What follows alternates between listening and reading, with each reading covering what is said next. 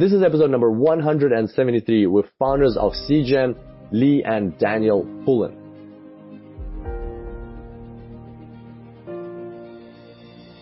Welcome to the Super Data Science Podcast.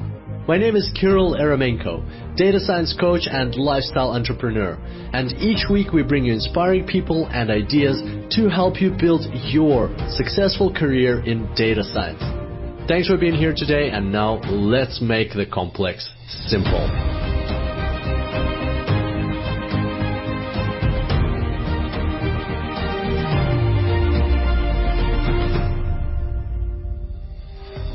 Welcome back to the Super Data Science Podcast. Today I've got a very exciting roller coaster of information and knowledge bombs prepared for you. So, Lee and Daniel Pullen, they are the founders of a company called CiGen, which is in the space of RPA. RPA stands for Robotic Process Automation.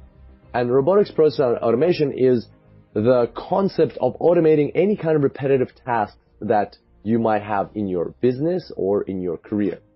And I'm not going to go into detail what it's all about right now because we discussed all of that in depth during the podcast. But at the same time, what I will do is I'll give you a brief overview of how this conversation went to be and how it unraveled to make sure you know where the valuable part for you personally is going to be so that you don't tune out of the podcast and miss out on the very important stuff that is relevant to you, which might come down a bit later. So let's go through this. In the first 30 minutes, we talked about RPA, what it's all about, how it works, how businesses get value out of it, and how Daniel and Lee founded their company. So if you're a business leader, a business owner, an entrepreneur, a founder, somebody who's coming up with ideas to disrupt industries and create new approaches to doing things, then listen up to those 30 minutes very attentively because that's where the value for you will be. At the same time, if you are a data scientist, an analytics professional, a white-collar worker even, and you, for instance, don't have RPA in your business hasn't implemented robotics process automation, and you might find yourself listening to the first 30 minutes and thinking that, oh, this is great general knowledge, but what's the value in it for me? Well, wait up until just after 30 minutes. That's where Daniel and Lee will share how you as an individual can learn RPA and integrate it into your career, all absolutely free. There's free online tools that you can learn, that free online courses, certifications that you can take, and add that to your resume. And from this discussion, you will see and feel that RPA is a very underestimated, very underrated, new disruptive technology that is creeping up and that's going to explode the whole market. So you want to get onto this train fast. Then around 40 minutes in, we'll talk about the whole ethics behind RPA. I found the discussion fascinating, very philosophical. And then at the end, we'll talk about robots for hire. So if you're an entrepreneur and you don't have a massive hundreds of thousands of dollars budget, but you do want to benefit from efficiency in your business and robotics process automation tools, then listen up to that end bit because Daniel and Lee will unravel or explain a whole new concept of robots for hire. So there we go. I'm going to stop with the description here. I think that's enough to get you excited. I'm definitely super pumped about this podcast. So without further ado, let's dive straight into it. I bring to you Lee and Daniel Pullen, founders of CiGen.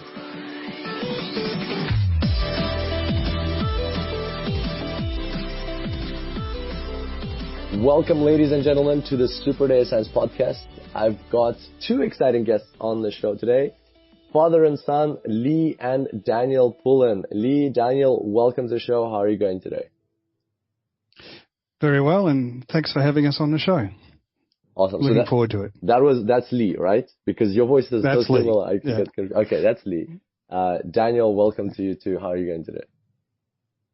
Thank you very much. Yep, very good, and great to be here. Thank you. Awesome. You guys are in Melbourne, right? Correct. And the weather, as who described it, Lee, as Daniel, as you described it, it's pretty miserable, right? Cold and miserable today. Yeah, not much beach weather today. Just to note, just so we see things differently, it's not that miserable. It's just overcast and cold. It's glass half full, half full. Yeah, that's the one. Yeah. Okay, gotcha. All right. Well, thank you guys so much for coming on the show. It's a very exciting topic. First of all, how did we meet? It's been a crazy roller coaster of connections over the internet. I got Rachel introduced me to who did she introduce me to? To Vlad, I think. Yeah, to Vlad. To Vlad. And he introduced me to you guys. So how do you guys know Vlad?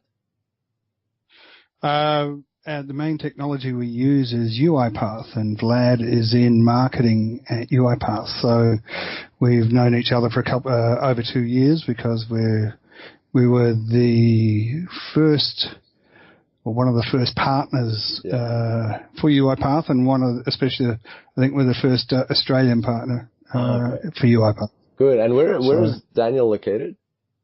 Sorry, not Daniel, Vlad. Vlad is located in Romania. Romania.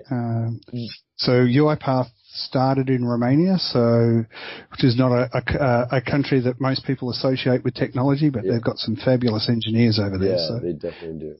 And some great people. So imagine this, I'm in Australia. I talked to Rachel, who's in the UK. She connected me with Vlad. And Vlad connected me with you guys, who's in Romania, and Vlad connected me with you guys, and then back in Australia, but in Melbourne. What a crazy world is it? The world is a small place. Yeah. Sometimes. So, for sure. Yeah. For sure. All right. So now to the topic. You guys are in one of the most, as I would call it, advanced, forward-looking, but at the same time underestimated technologies called Robotics Process Automation, or RPA for short. Very excited to share this. We haven't had a guest talk about Robotics Process Automation. I know one of my dear friends and colleagues, dear friends and mentors, he's actually worked with a company that is really heavily into Robotics Process Automation, and he's told me about how it's changing rapidly the whole office and white-collar environment in many different countries. And so very excited to talk about this. Could you please give us a quick overview? Maybe Daniel, we'll start with you. Could you give us a quick overview of what is Robotics Process Automation all about? Sure. Well, the best way to think about it is first of all, it's a piece of software. We're not talking physical robots, of course. Mm-hmm. It's a piece of software that can essentially mimic the desktop work that typical white-collar workers are doing all day long, whether it be picking up data from an email, typing data into an application, sourcing data from a website, and using it within the business. Mm-hmm. RPA is a piece of software that can mimic that action and do it much faster, far more accurately, and with practically no errors. Mm-hmm. And so it's basically changing, I guess, the nature of that typical white-collar work, in that a person that's been sitting in front of their desk for 8 hours a day doing data entry, let's say, you've got an option now where robotics can do that work for them, and then that can empower that worker to do other higher value tasks that requires some proper brain power that robots can't yet do. Mm-hmm. Or creativity, for example. Something more exciting. Exactly right. Okay, great. And sure. Can you give us a very concrete example? I know you mentioned getting data from emails, but for instance, I like the example you have on your website. By the way, for our listeners, they have a really cool, Daniel and Lee have a really cool explainer video on the website, and that was very insightful for me. So I like the example that you have on the website where, open the email and so on, and then, look for this combination of letters or words. Could you give us a more concrete example like that? Maybe a specific application that, has come up recently in your work. Yeah. So the robots can read where the email, who the sender is. Mm-hmm. They can read the subject. So if the subject's got specific words in it, yep, that can trigger the robot to go down a certain mm-hmm. pathway to carry out sort of actions and extract attachments, mm-hmm. Move those attachments to folders, open up those attachments, be it they PDF, be it say Excel or something like that sort of nature, extract data. So with robots, they can extract digital data, they can extract graphical data. So, for example, if you were to look at OCR, optical character recognition, that's a visual component. So it will take that, and then we turn that into a digital stream of data. And so it can open up that, extract information out of those attachments for update into other applications. Those applications can be anything from SAP, it can be a database application, it might be to an AI tool to clean up data to go in there so it can recognize more information, or it could be a Citrix system which could be graphical, and therefore you have to use the visual components, which RPA is quite capable of doing. So there's a wide range of locations that you can get your data from. Yeah, that's a great example. Just like to mix it up, let me know if this is like my example I'm going to give is something an RPA could do. For instance, like every morning go onto the New York Times website and extract the heading of the top news element and then paste it into a Word document and save it into a folder. Is that something like an RPA could do? 100%. Yeah, absolutely. So anything to do with what they call web scraping, which is basically hitting up any number of different websites, getting key pieces of data and then saving it somewhere. You can even put that into an email and send it to someone. Absolutely, that's a good example. Okay, all right. Here's another one. So, for instance, every hour, log on to SQL Server, open up a certain database, open up a certain table, look up the first 20 rows and copy them into Excel, put that Excel into, take a screenshot of the Excel and email it to the colleague sitting, like a colleague whose email you predefined. Can an RPA do that? Yep, certainly can. And awesome. You could, as much as you suggested taking a screenshot, you could just as easily save that Excel file and attach it to the email and send the Excel file itself. You could, screenshot is just as viable if that's the way you want to do it. Yeah, I was just trying to make it a bit more complex. It gets complex. So it's pretty much any repetitive task, anything that you like repeat almost in the same way, like several times a day or several times a week, whatever it is, or maybe several times an hour, you can just like get an RPA to do it for you, so you don't have to do the monkey work. That's correct. Yeah, so you're looking for repetitive tasks, you're looking for digital data, you're looking for all the types of processes that are stable and regular. If you have a process that's not stable, it's not the best candidate for RPA because it's changing too much. And like all software, if it changes too much, you've got to tell it what to do. So the robots can't go off and think for themselves. They're not smart. Gotcha. They're smart in what they can do, but they can't go and think for themselves. Gotcha. And so you mentioned there's like these things get complex. What's the most complex example that you can share with us that pops to mind right away? I think complexity for us is typically it's not so much the task itself that is complex. It can be the number of variations on the process. So, the example you mentioned before about going to the New York Times website, that's a very straightforward, simple process with no variations. So it's quite easy. We've come across processes before where there might be 15 or 20 variations on how to go about the process. And what that means is there are different rules. So where you've got a complex set of rules to say, okay, in this scenario, path A, or in this scenario, path B, as the pathways expand, then that adds complexity to how the robot has to be directed. And we've come across a few processes like that where you've got many different business rules in place that make it interesting to build. Let's put it that way. Yeah. Okay. Very, very cool. All right. So then tell us a bit about like how does this all work? So we kind of now have a better understanding of what RPA is.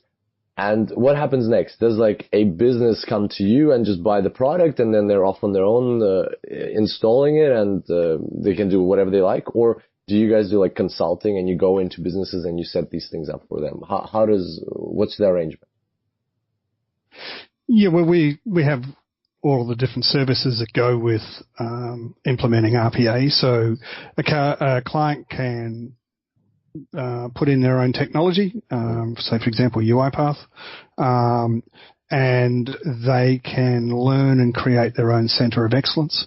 So in other words, they'll get their people trained and start to learn how to automate processes through the robot. And the workflows and all of that technology gives us, there are recorders and things to help you to do that. But you have a reasonable amount to get to it. It's not insurmountable. And from a CiGen point of view, we obviously we have consulting, we have implementation services, so we'll go in and help companies build their center of excellence. We would normally go in and do the first X amount of processes or automate them for them and make sure they're hardened, and I'll get on to hardened in a second, which is a CiGen term. And some cases we manage the installation and we manage the COE ourselves. We provide the service for that. And we have another service called RPA, Robots for Hire, in which smaller companies and medium companies come to us. We do all of the work, and we have our own fleet of robots, and they use our technology, and we do all of the work for them. So that's for smaller companies, and that would never go and put it in themselves because they don't have the people. Gotcha. And you mentioned UiPath. What is a UiPath? UiPath is one of the top three RPA vendors or solution companies globally. They are probably at the top now. They're a company that we deal with. We're not agnostic in our RPA approach. We're a UiPath partner, and at CiGen, rather than go wide with different RPA technologies, we prefer to go up the AI tree, which means RPA is part of the AI tree. It's and so we'd rather add other AI products as they become available and suitable that become available for the marketplace. Okay, gotcha. So, yeah. Okay. And so UiPath, that's where Vlad works, right? That's where Vlad works. Yeah. That's right. And they're growing at a very fast rate. We started with them at the beginning of 2016. They were around 45, 50 people. Today they're about 700 people. Wow. And they are growing all over the world. They've got offices, head offices now in the United States. Their engineering's predominantly in Romania. They have services and everything out of everywhere from India to the UK, here in Australia, right to Asia, Japan, etc. So they're growing strongly. They've got good money behind them, and they've got an excellent product, and they're putting their money back into the product, and it's expanding all the time. So we're extremely happy with our choice when we chose it a couple of years ago. Nice, gotcha. So they built the core of the RPA, and then you do you add things on it, or you predominantly focus? We can. Yeah. We can. The beauty of UiPath is basically think of Visio, and UiPath allows activities to slide in. These are all pre-built, but you can build your own, to which we can do. Yeah. And UiPath is like the best of both worlds. They have you can code, so we do use a bit of .NET code or something like C code, and in fact I'll be putting Python code into it at the next release next week. They can do all of these different things because you come across all different scenarios that you have to solve. It's so in RPA you've got to solve different problems with different applications and data. Gotcha. Okay, and I'm glad you mentioned CiGen, because I haven't yet mentioned the name of the company, so it's CiGen. Website is CiGen, CiGen.com.au. Daniel, Yeah.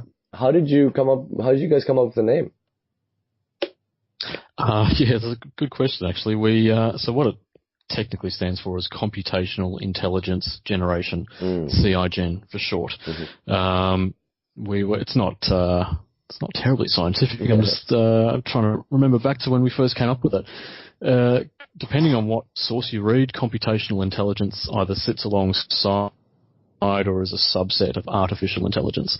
And given that RPA and everything that we were looking to do as a business was in that space, we liked the name. It had a nice ring to it, and here we are. Yeah, nice. And how long ago was that? Started the company at the end or sort of the back half of 2015, so we're sort of coming up on 3 years old now. Okay.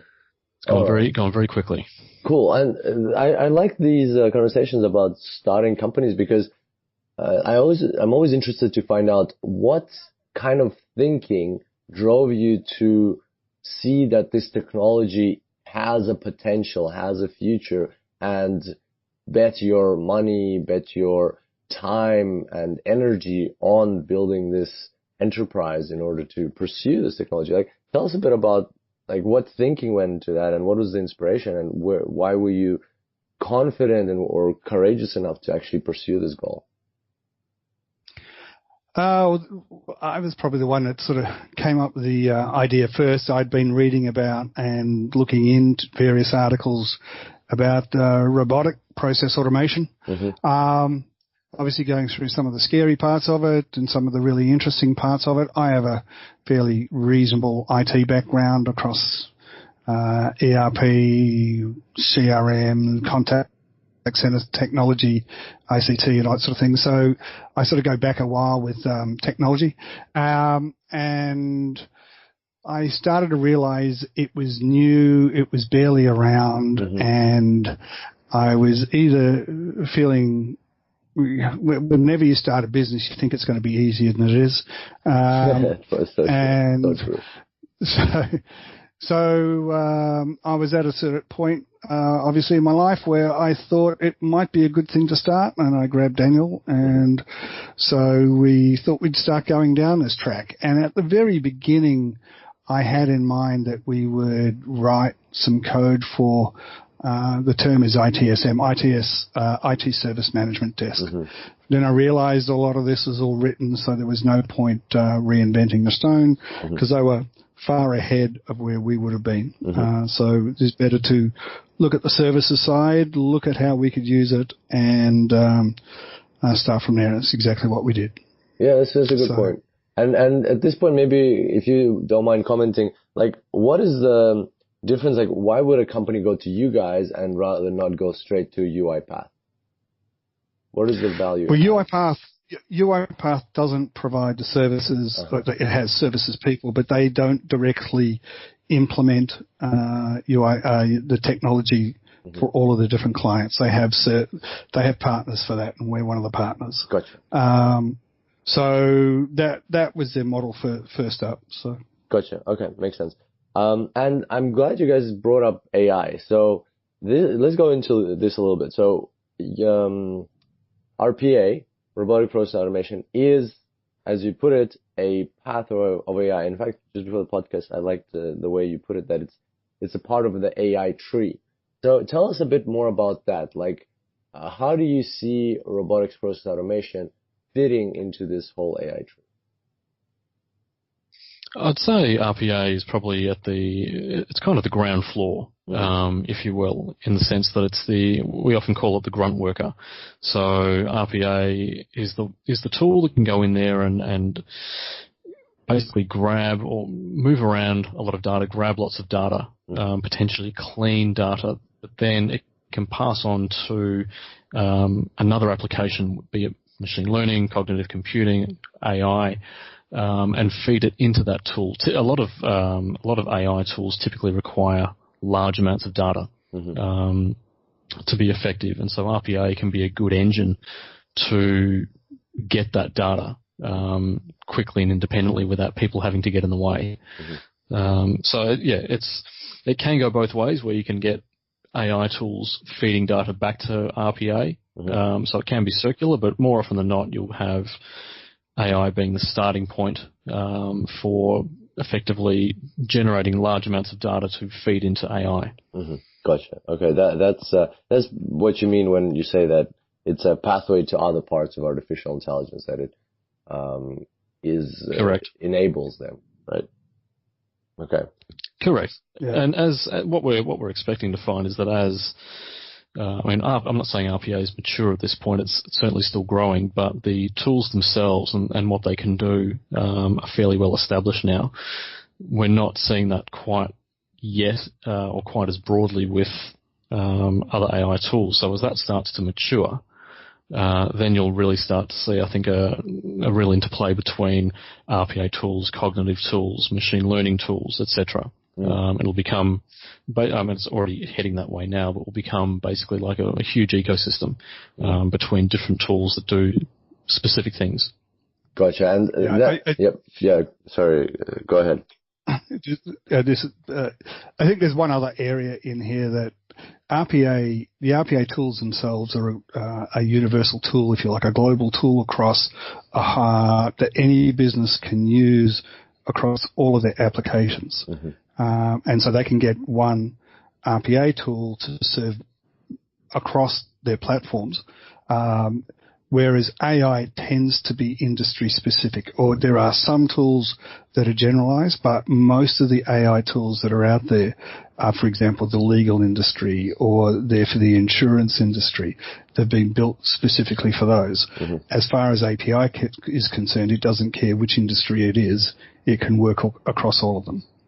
Exactly. And those are such great points. First one is that that's exactly why I think that it's such an undervalued technology, or underestimated technology, that data scientists across the board, they maybe can recognize better that how do you get this data into AI? A lot of the time people spend hours and hours and hours programming different algorithms or different web scraping tools or different approaches to extracting the data, whereas it might be much faster to actually implement an existing RPA. And because as I understand, RPA is just a drag and drop, right? It's like you can set it up without knowing any programming skills. Is that correct?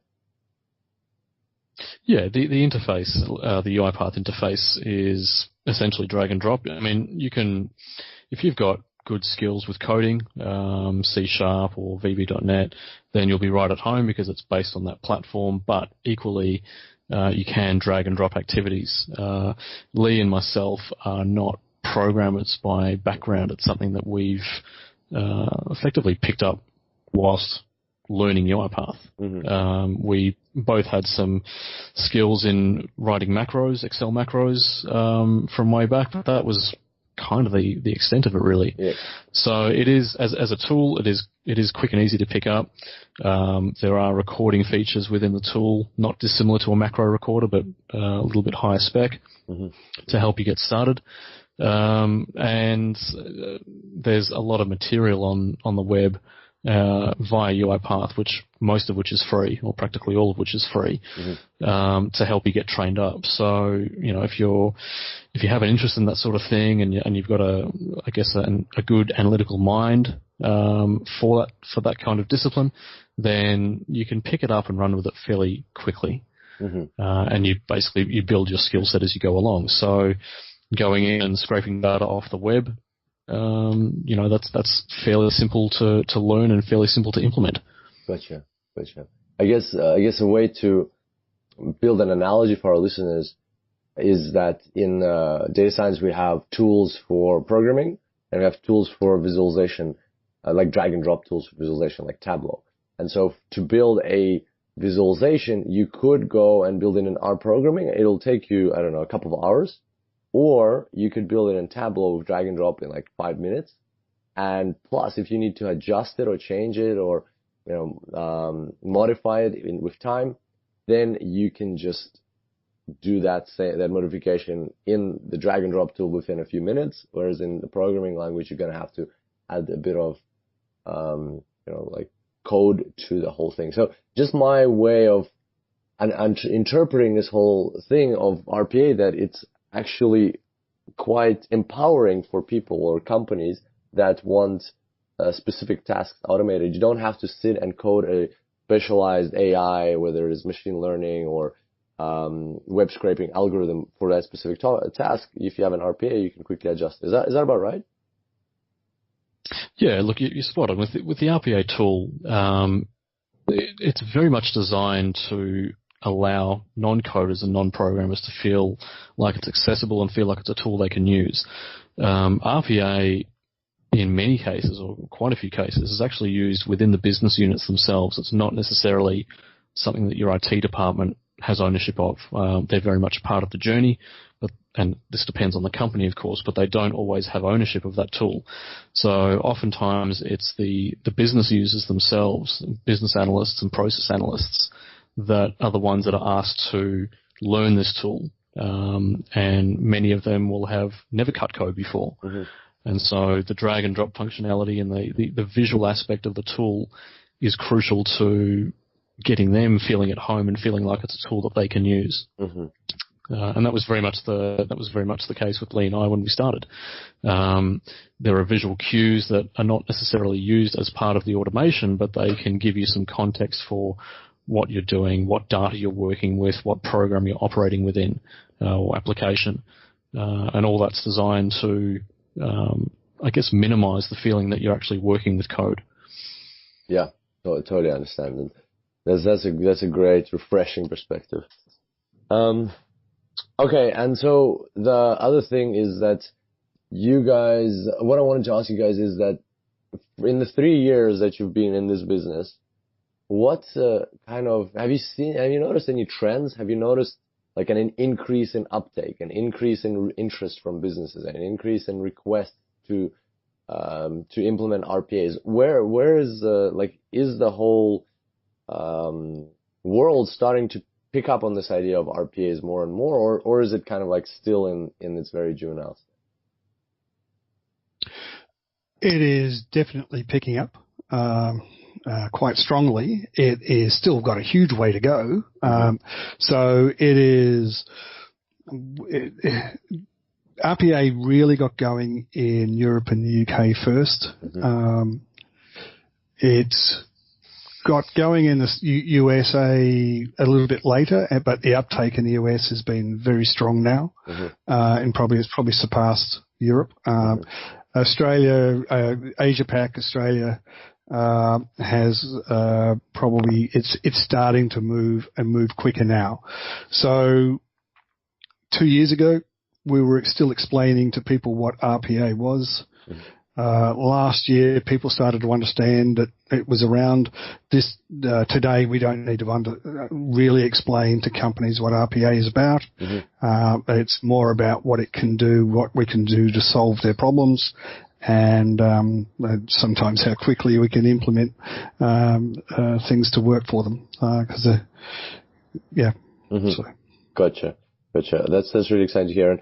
Speaking of uptake and the whole AI situation, I think it stands to show that RPA is being recognized more and more by the industries and companies. It stands to show that you guys got the CIO Advisor Award for one of the top 25 artificial intelligence companies in Asia Pacific. Congratulations on that. How did you guys feel about it? Oh, it was great. It was. It's always good to get awards, and it's good to be recognised by your peers to get your awards. So no, it was a great achievement. So we were surprised and very happy about it. And in the space of AI as well, right? So it's yeah, that's right. Stands as a testament.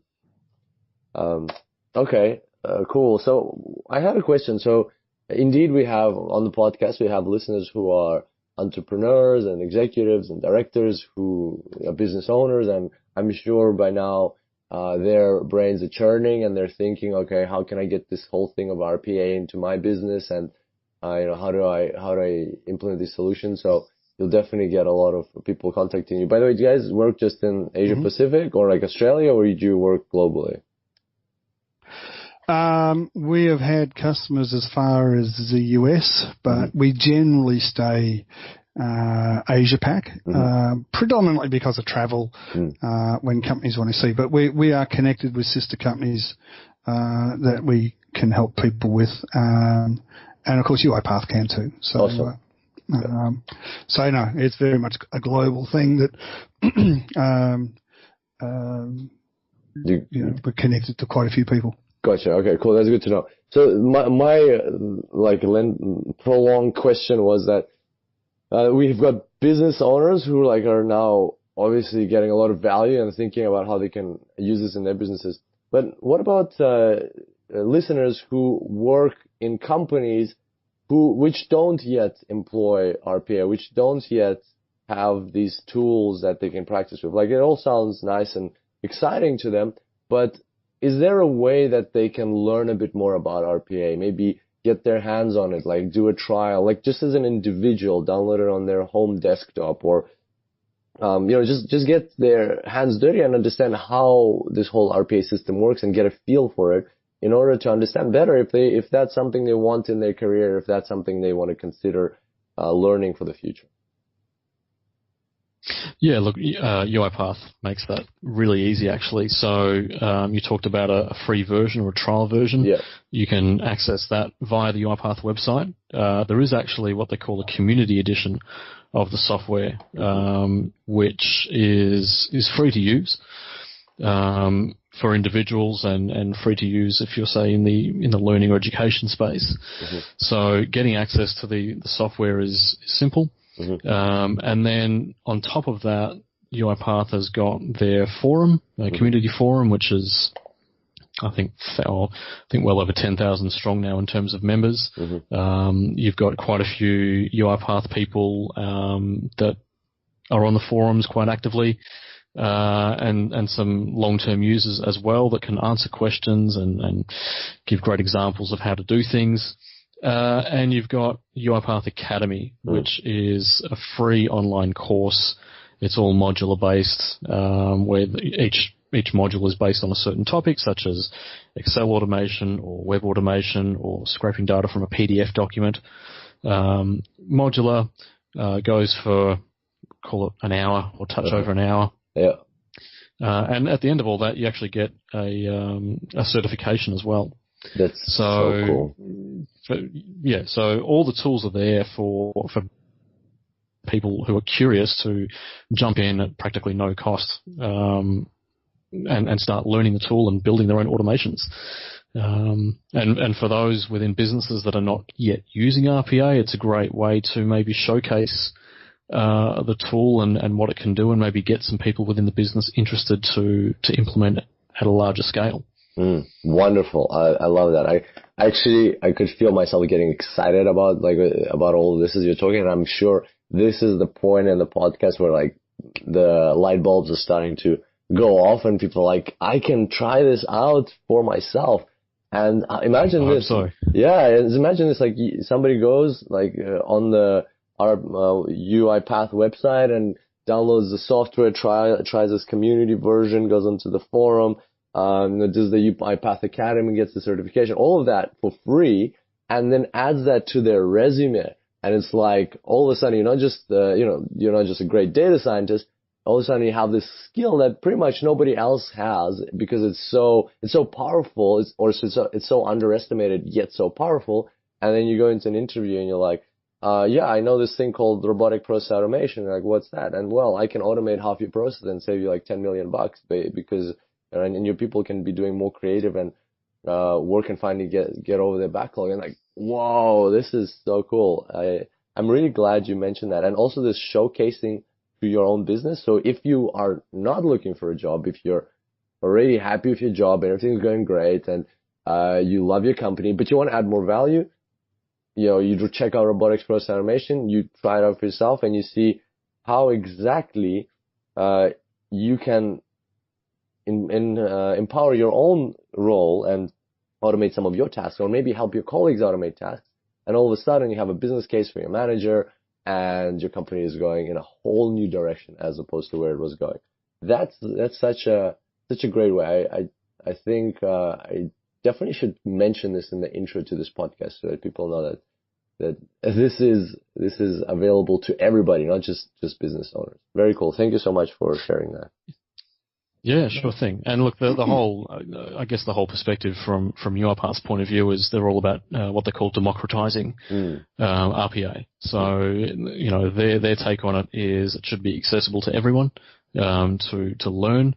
And then CiGen's twist on that is that I guess the common theme within industry is that RPA is for big business and for enterprise customers. Yeah. Our twist is that we think that RPA should be accessible by all companies. Yep. The sole trader, the small business, the medium business, and of course the large enterprise. Yep. So it's not simply a tool that is for, you know, an ASX listed company and that's it, or a Fortune 500 company. It goes way beyond that, and it's got the ability to give real benefits to companies of all sizes. Yep. Yep. I think the other part of this that we haven't mentioned is that where do robots live? Robots live on a desktop, but more often these days, the large corporates and indeed all of our robots sit on servers in data centers or in the cloud. Mm-hmm. So robotics is actually not seen that often. You don't actually see them work because it's all done generally in the background. And to the point of one of the other points with people learning robotics at the moment, there is definitely a shortage in the market for people who know how to who know robotic process automation. So yeah, and that's a very powerful point as well. That supply, like as you guys get the word out there and UiPath spreads this democracy idea of RPA. By the way, Vlad did such a good thing to get you guys on this podcast, like the best marketing move ever. We've mentioned UiPath like 20 times. He's got to be happy for sure. So like works both ways. Yeah, for sure. So as this message is spread out there, the demand for RPA is going to grow. You'll see companies, because again, it's inevitable. We live in a capitalistic world. Competitive pressure is going to drive the demand up. Companies that don't employ RPA are going to have more costs and are going to be less efficient than companies that do employ RPA.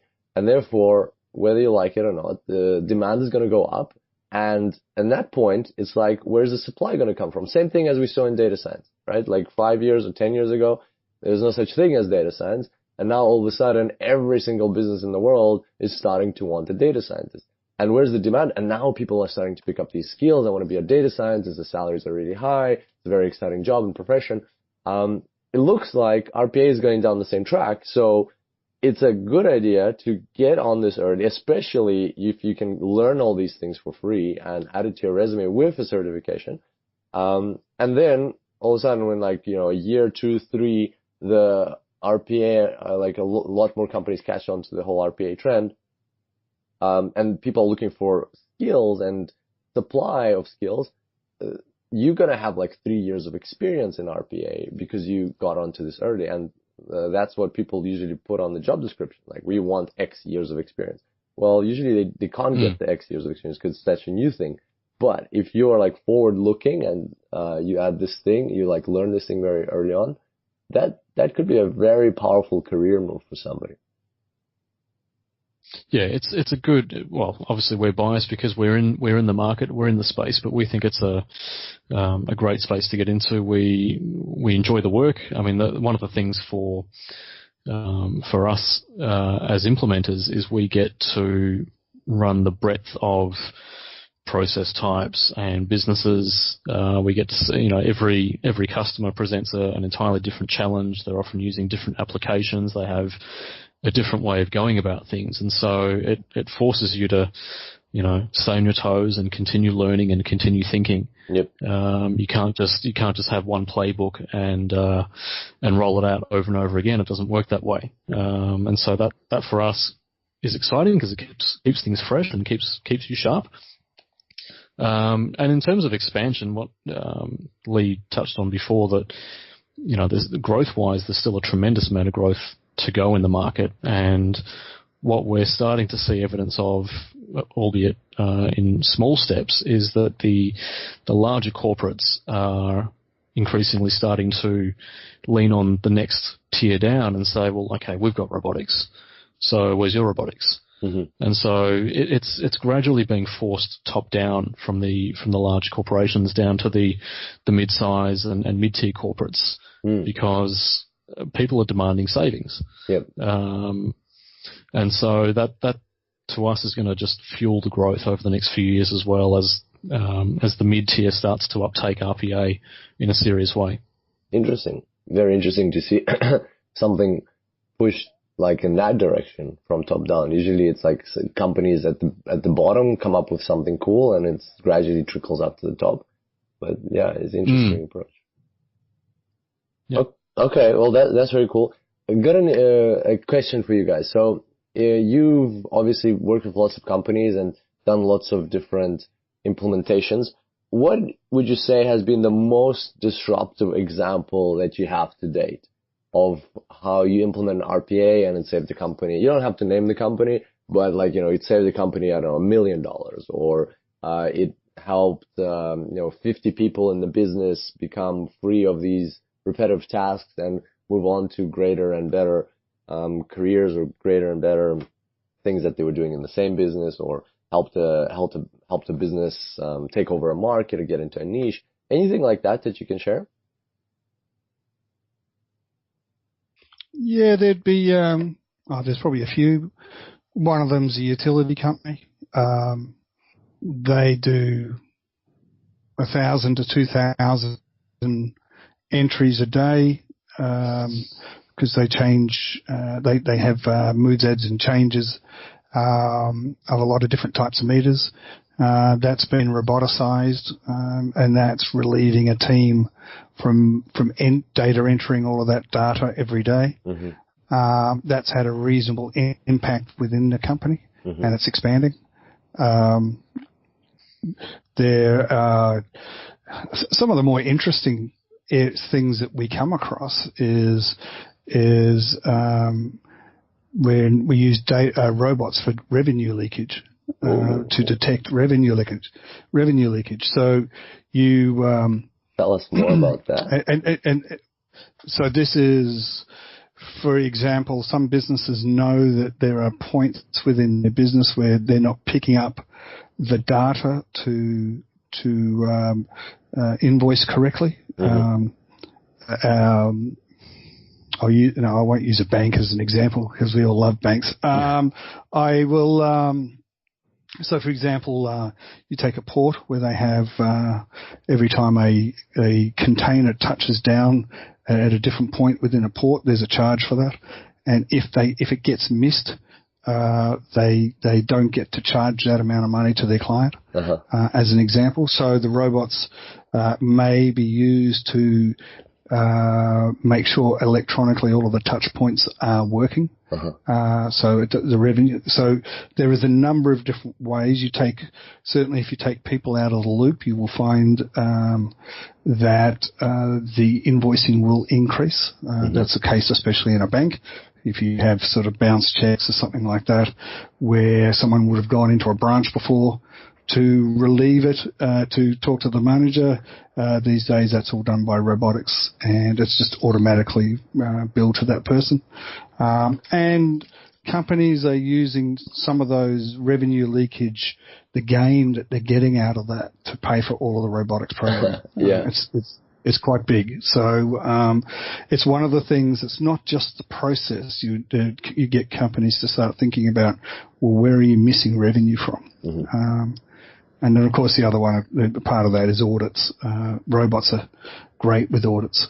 Mm-hmm. So yeah. So it's like a self-fulfilling prophecy. Yeah, to a degree, yes.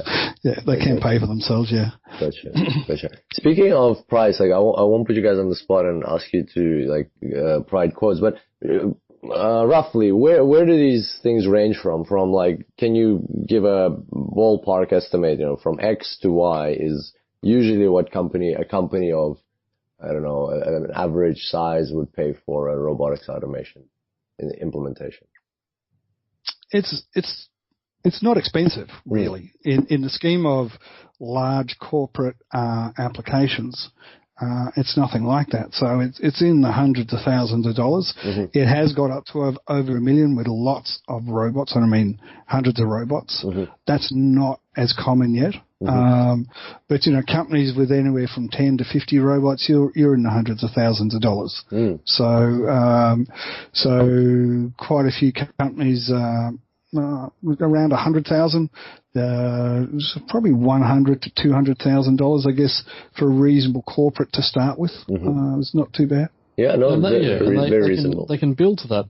They can build to that over time. So the entry cost to get started is actually incredibly low. Once a business has a realistic idea of exactly how many robots they need, then they can scale very quickly.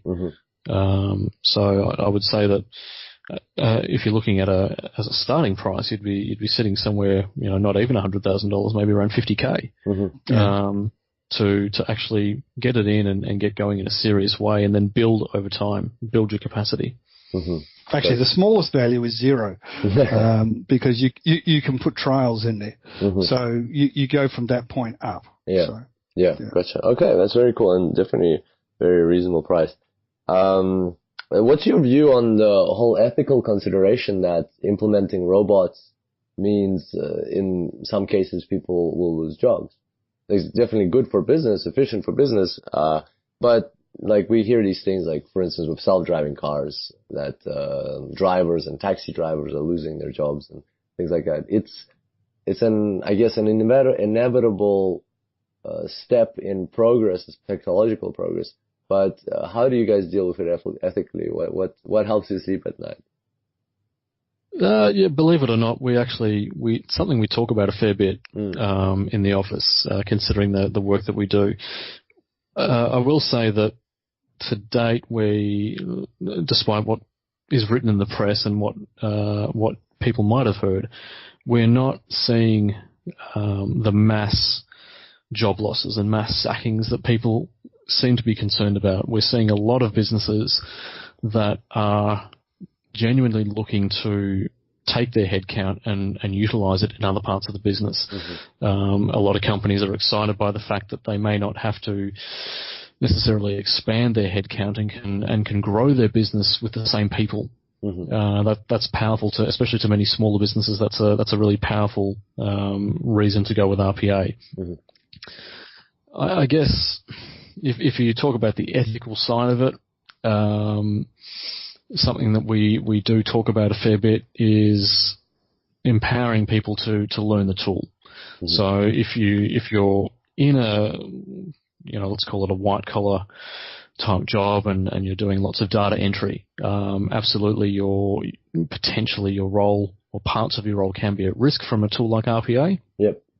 And so we would go back to exactly what you were saying before, which is you've got the tools and you've got the avenues to learn the tool for free online, and all it takes is your time. And so we would encourage people to at least take a passing interest in it and learn the tool, because if your job is going to be affected by RPA, then you may as well turn the tables and be the person that can use RPA. Good, I love it. I think that's probably the most succinct way I can put it. I'm not sure if Lee wants to add to that.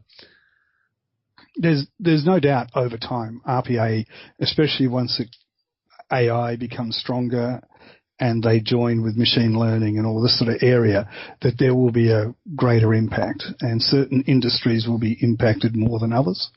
And it will mean that entry-level jobs will start to disappear in certain areas. And so the question, one of the big things with entry-level jobs is that's where we learn to work in reality.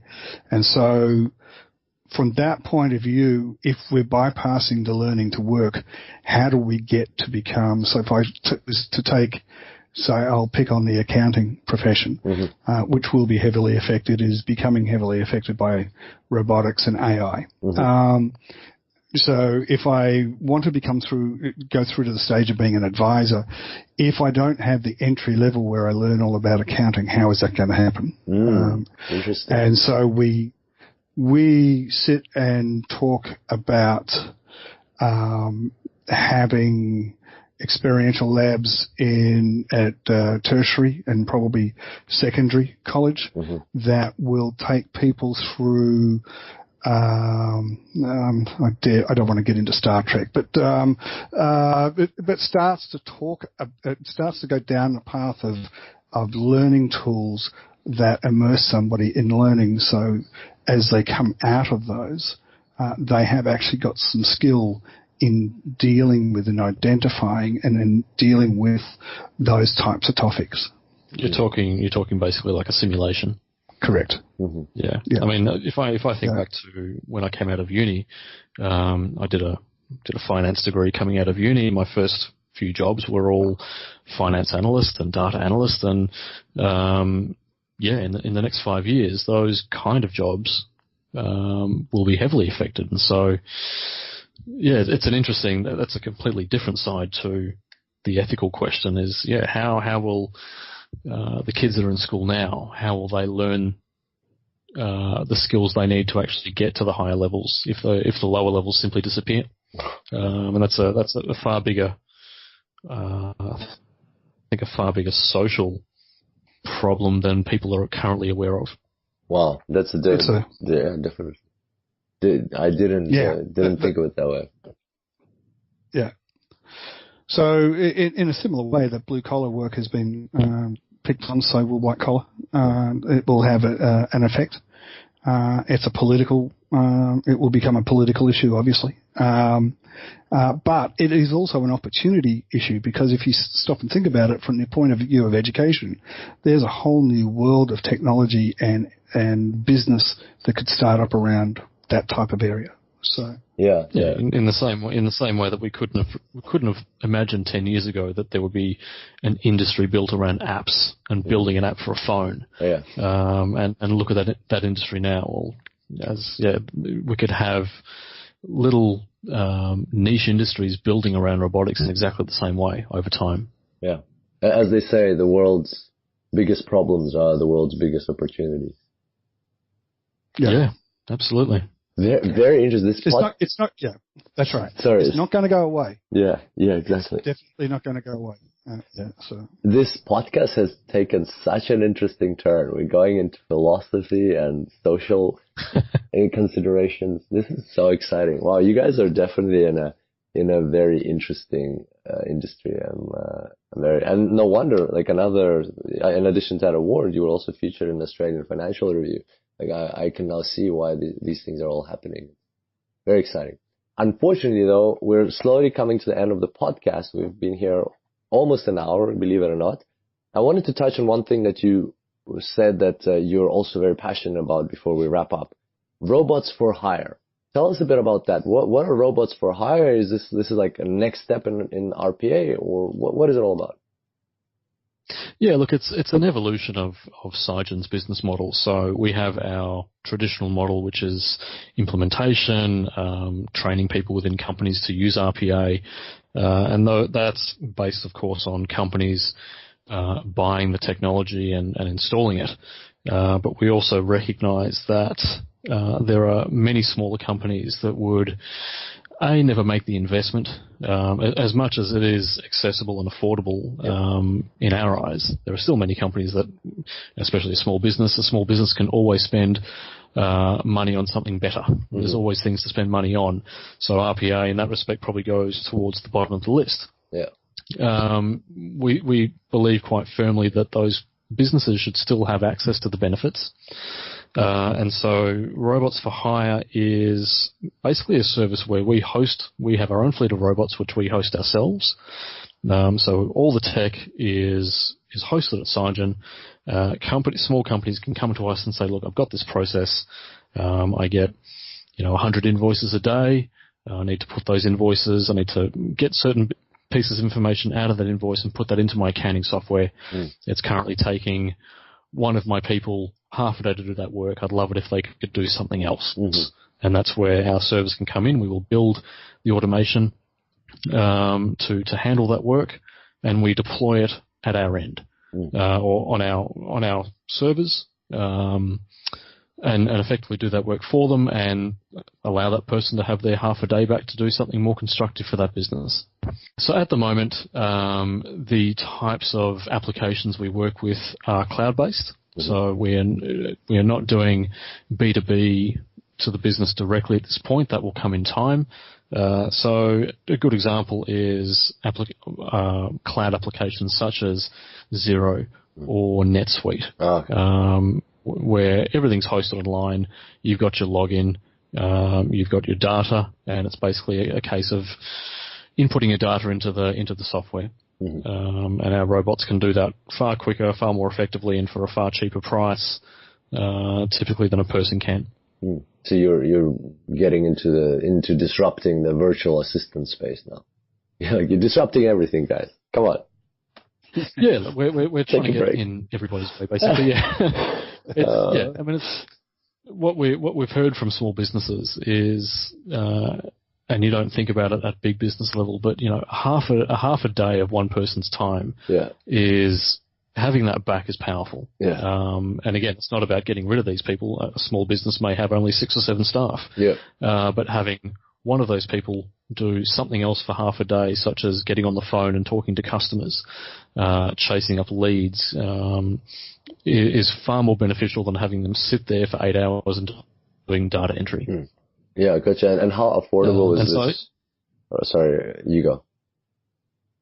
Yeah, so it's designed basically that the pricing is designed to be or to compete with labour. Yep. So we're well aware that typically we're competing or pricing against administration staff, and so depending on the complexity of the workflow and how long it takes us to build it and get it ready to go, it can be as little as $100 a week.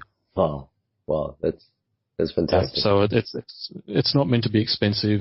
Typically the processes that we see are not large, complicated processes. They are literally as simple as I've got a bunch of invoices.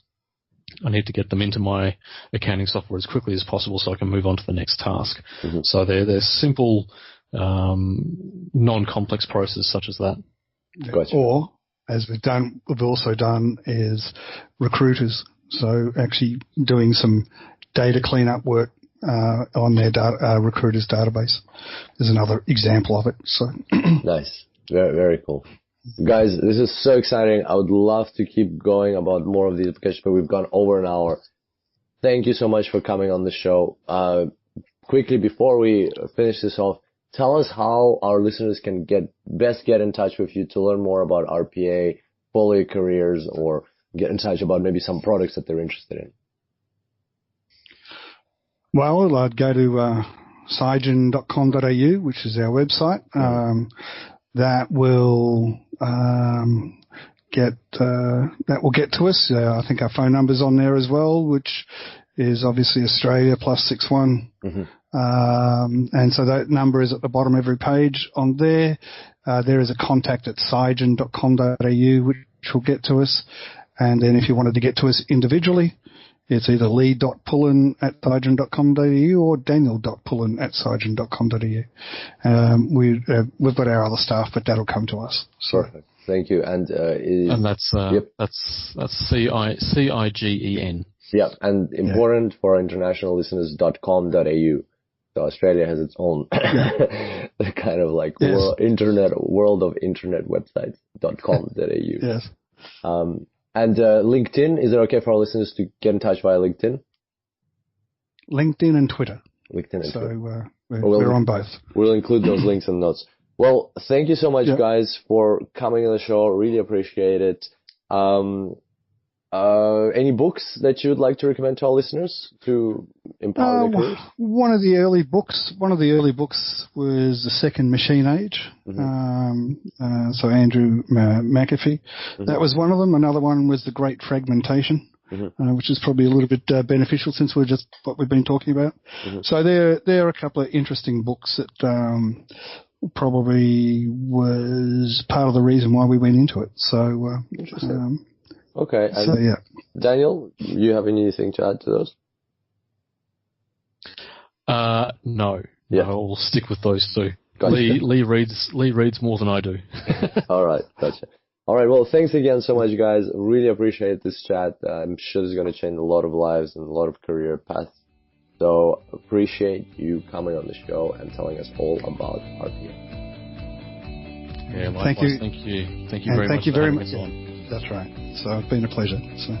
All right, take care, guys. Thanks. Okay, thank you. All right, so those were Lee and Daniel Pullen. Thank you so much, guys, for coming on the show. And also thank you, Vlad, for introducing us. And what was your biggest takeaway, right? Isn't this pretty insane how much value the guys shared and how many new insights, like robots for hire, ethics around RPA, what is RPA, RPA for individuals, RPA for businesses, whatever role you're coming from, you can get tons of value or tons of directions from here on how to incorporate or at least explore this new space, disruptive space of RPA in your career. So personally, for me, I loved it all. We'll definitely include all of the links in the show notes, which you can find at www.superdataScience.com/173. There you can find the CiGen website, the UiPath website as well. You'll be also able to find the links to Lee's and Daniel's LinkedIn's, so make sure to connect with them and get in touch. If you're a business owner, especially if you're in Australia and you're thinking about RPA, they're the best guys to go to. Make sure to check them out. Plus, as they mentioned, they can connect you with other people in the world in the space of RPA if you're not in Australia. On the other hand, if you're a data scientist, analytics professional, and you want to empower your career and put RPA or maybe even a certification on your resume, then head on over to the UiPath website and check out their course there, or the community forum, community version, free trial of their software, UiPath Academy, the certification and things like that. We'll include the links in the episode in the show notes as well. On that note, if you know anybody who can benefit from learning about RPA, anybody who's curious about technologies, who's looking to disrupt industries or disrupt their business or disrupt their own career or empower their own career and add more value to the places where they work, then send them this episode. Share the story of Lee and Daniel and the whole concept of RPA, and you might as well just change somebody's life or trajectory of their career. On that note, thank you so much for being here. Can't wait to see you next time. Until then, happy analyzing.